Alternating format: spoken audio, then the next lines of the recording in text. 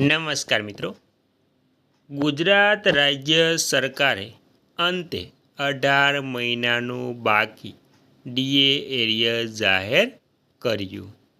તો આજે ગુજરાત રાજ્ય સરકારે પેન્શનરો અને સરકારી કર્મચારીઓના હિતને ધ્યાનમાં રાખીને કોરોના સમયનું જે 18 મહિનાનું બાકી ડીએ એરિયર્સ રોકવામાં આવ્યું હતું તે રાજ્ય સરકારે અંતે જાહેર કરી દીધું છે। તે ઉપરાંત હાલમાં જે જુલાઈ મહિનો પૂરો થયો છે તેનું મોંઘવારી ભથ્થું પણ 2 થી 3% વધારવાનું પણ ગુજરાત રાજ્ય સરકારે નક્કી કર્યું છે। તો જુલાઈ મહિનાનું પણ મોંઘવારી ભથ્થું જે 60% છે તેમાં 3%નો વધારો થઈને ટોટલ 63% મોંઘવારી ભથ્થું પણ મળવાપાત્ર થશે।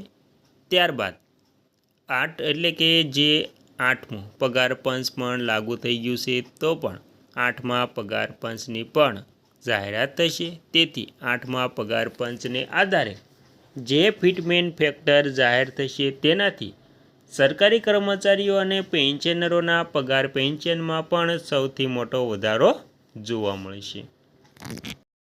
તો મિત્રો તમામ વાત વિગતવાર જાણીએ તો કેન્દ્ર અને રાજ્ય સરકારના કર્મચારીઓ તથા પેન્શનરો માટે કોરોના મહામારી દરમિયાન જાન્યુઆરી 2020થી જૂન 2021 અટકાવી રાખવામાં આવેલા 18 મહિનાના બાકી ડીએ એરિયર્સ એટલે કે મોંઘવારી ભથ્થું ચૂકવવા અંગે સરકાર દ્વારા નકારાત્મક વલણ દર્શાવવામાં આવ્યું છે।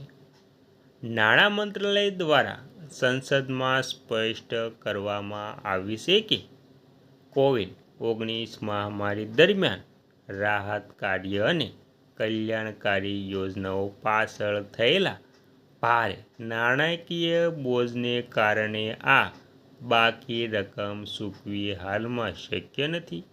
આ વિષય અંગે ચાવીરૂપ વિગતો પણ જાણીએ તો તેમાં નાણાકીય સ્થિતિ અને સરકારનો નિર્ણય, સરકારનો સ્પષ્ટ ઇનકાર।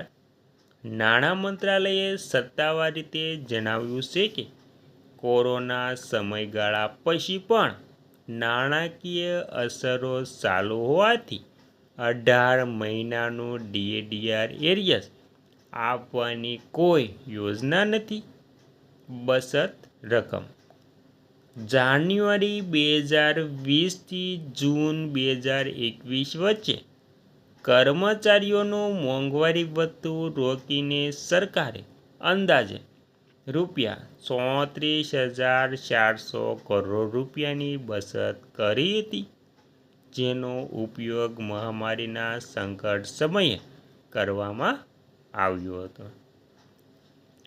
કર્મચારી સંગઠનોની માંગ, નેશનલ કાઉન્સિલ અને વિવિધ પેન્શનર એસોસિએશન દ્વારા વડાપ્રધાન અને નાણાં મંત્રાલયને આ નાણાં મુક્ત કરવા માટે સતત રજૂઆતો અને પ્રસ્તાવો મૂકવામાં આવ્યા છે, પરંતુ તેના પર હજુ સુધી કોઈ સકારાત્મક આખરી નિર્ણય લેવાયો નથી।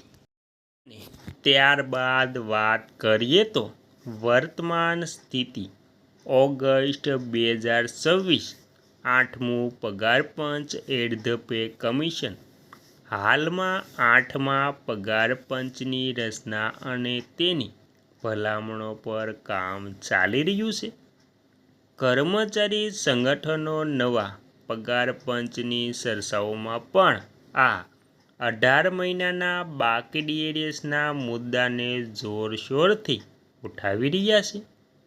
ગુજરાત સરકારના પેન્શનરો, ગુજરાતના પેન્શનર મંડળો દ્વારા પણ રાજ્ય સરકાર સમક્ષ આ બાકી એરિયર્સ ચૂકવવા રજૂઆતો કરવામાં આવી છે, પરંતુ કેન્દ્ર સરકારના નિર્ણયને આધીન હોવાથી હજુ સુધી કોઈ ચૂકવણી થઈ નથી।